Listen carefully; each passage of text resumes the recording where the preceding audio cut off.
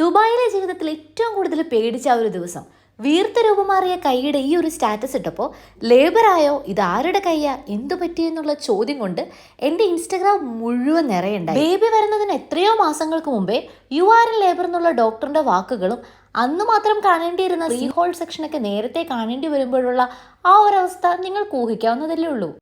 10 മാസം നിന്നെ എത്ര കഷ്ടപ്പെട്ടാ ചുമന്നതെന്ന് അമ്മ അന്ന് കണക്ക് പറഞ്ഞപ്പോഴൊക്കെ അതിന് ഇത്രത്തോളം വ്യാപ്തിയുണ്ടെന്നുള്ളത് നേരിട്ട് അനുഭവിക്കുമ്പോഴാട്ടോ എനിക്ക് മനസ്സിലായത്.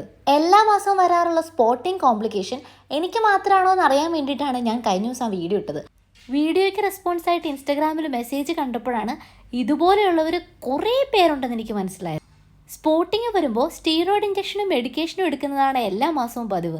പക്ഷേ ഇത്തവണ കോൺട്രാക്ഷനും കൂടെ വന്നതുകൊണ്ടാണ് അഡ്മിറ്റ് ആവേണ്ടി വന്നത്. ഏതൊരു വേദനകൾക്കും ടെൻഷനുകൾക്കും ഇടയിലും നമ്മളെ സപ്പോർട്ട് ചെയ്യാൻ വേണ്ടിയിട്ട് ഇങ്ങനെ കുറച്ച് പേര് നമ്മുടെ ലൈഫിലുള്ളതാണ് ഏക ആശ്വാസം. സ്റ്റാറ്റസ് കണ്ടിട്ട് വിവരം അന്വേഷിച്ച എല്ലാവർക്കും വേണ്ടിയിട്ടുള്ളതാണ് കേട്ടോ ഈ ഒരു വീഡിയോ. പ്രഗ്നൻസി എന്ന് പറയുന്നത് ഓരോ രീതിയിലും ഓരോ സമയത്തും പലർക്കും പല രീതിയിൽ സഹനങ്ങളുടെ വലിയൊരു പരീക്ഷണം തന്നെയാണ് കേട്ടോ. 4 ദിവസത്തെ ആശുപത്രിവാസത്തിന് ശേഷം അങ്ങനെ നമ്മൾ വീട്ടിലെത്തിയിട്ടോ. എല്ലാവരുടെയും പ്രാർത്ഥനകൾക്ക് ഒത്തിരി നന്ദിയുണ്ട്. പ്രഗ്നൻസിയിൽ ഇതുപോലെ എന്നെപ്പോലെ എല്ലാ മാസവും ടെൻഷൻ അടിക്കുന്നവർക്ക് വേണ്ടി ഇന്നത്തെ വീഡിയോ ഡെഡിക്കേറ്റ് ചെയ്യുന്നു.